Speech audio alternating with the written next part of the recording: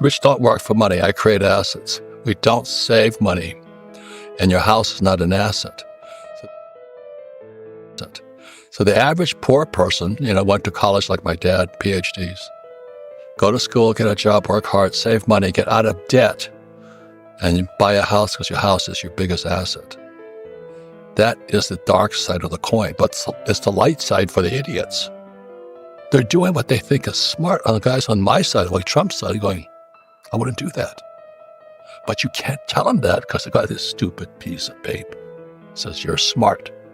My dad says, I'm smarter than your rich dad. I said, yeah, you're also broke.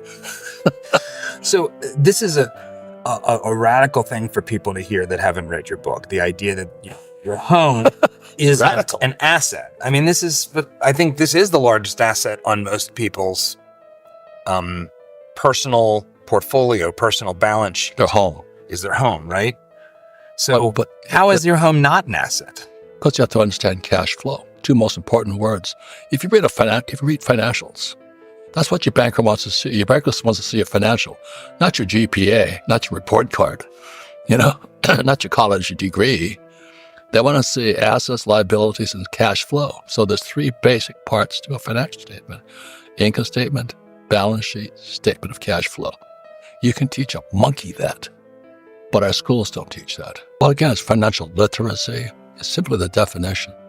An asset puts money in your pocket, whether you work or not. So a 401k is a liability because it's taking money from your pocket. And these village idiots, academic types, I have a 401k. Okay, you're an idiot because it's taking money from your pocket. You're giving it to guys like me, the capitalist. So the first asset was my challenge was I couldn't pay anything for it. I had to get it for free. So I had to use debt to buy it. So my rich dad was a great guy, man. He was a son of a... So you go buy your first piece of real estate in Hawaii. And Hawaii real estate is expensive. So I bought a 1-bedroom, 1-bath condo on the beach. And I bought it with my credit card. Wow. 100% debt financing. That's the secret to success. So when Dave Ramsey said live debt free, I said, well, that's your philosophy. It's not mine. Again, there's always three sides to a coin. On the light side, all the idiots sing, I'm debt free. On the dark side, you guys are idiots. I want debt. Always three sides. There's no such thing as a one-sided coin. When does a village idiot buy real estate? At the top. Oh, prices are going up. I better jump in. It's called FOMO, fear of missing out. The village idiots are running in there. That's like right now, they're all running into Bitcoin and stuff like this. The stock market today, all-time highs. Idiots are just jumping in like lemmings going to die.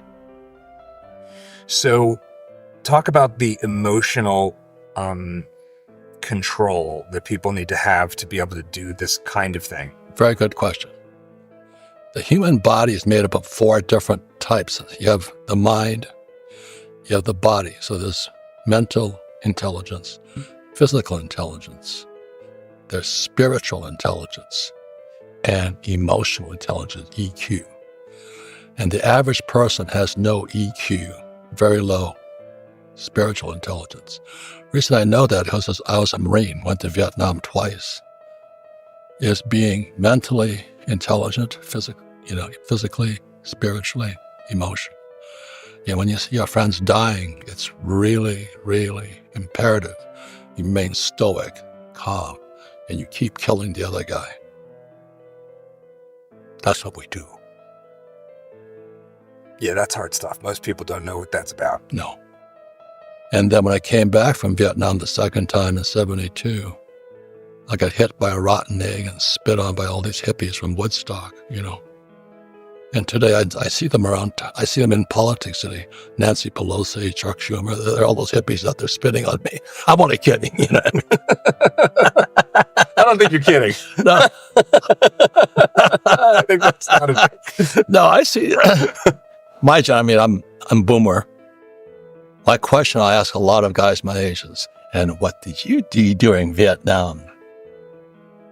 Well, I had a student deferment. Oh, okay, I know who you are now. Or I was in Canada. I said, oh, good. Dodged it. So do we have to be the absolute killers to be able to weather the financial storms? No, I didn't say that. Yeah, help me navigate. I said there's four intelligences: mental, emotional, spiritual, physical. You look at a guy like Tiger Woods. He's got mental, emotional, physical, spiritual lined up. That putt, let's say he's putting 10 feet to win $1 million. He's mental, spiritual. He's going to. And that's why Maria Montessori school system says, what the hand does, the mind remembers. It's physical intelligence that's more important than mental intelligence. My son spent most of his K through 12 in Montessori style schools, and I'm a big fan. But I hadn't heard that phrase.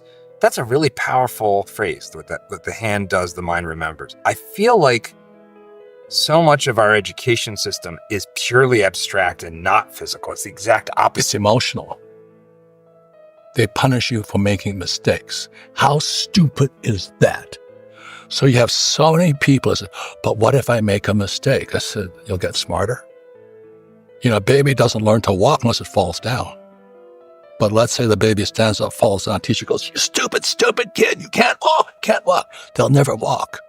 So when I meet people who are the academic types, that piece of paper that means nothing, most of them are so terrified of making mistakes. I said, what you do is so risky. Well, risk involves mental, emotional, spiritual, physical. And our schools make you They do. I got a piece of paper. I said, that means you're an idiot. Show me your financials.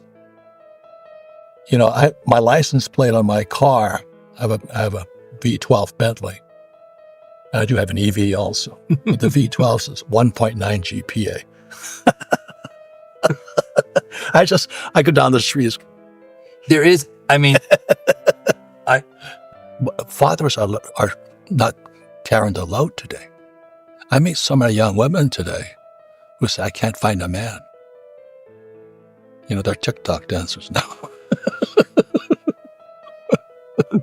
You're boomering it up here, Robert.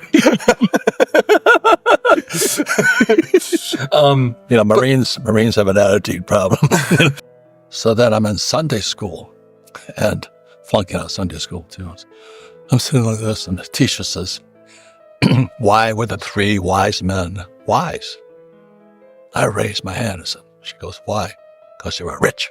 She goes, and in church, the love of money is the root of all evil, right? Yeah. So but it is the love of money. It's not money. People make that mistake. I understand, but it's their cop-out for being poor. Oh, I all know the game. I'm not idiot. So I sat there going, she goes, I said, why do you think they're rich? I said, gold, frankincense, myrrh, that costs money. And she goes, how do you know that? I said, well, I study money. I do study money. And she goes, that didn't make them rich. I said, well, what did? And then she said the magic words. They sought the best teacher. So, Christians, Jesus Christ. Buddhism, it's Buddha. And I went, so my job as a kid is to seek the best teacher? She goes, yes.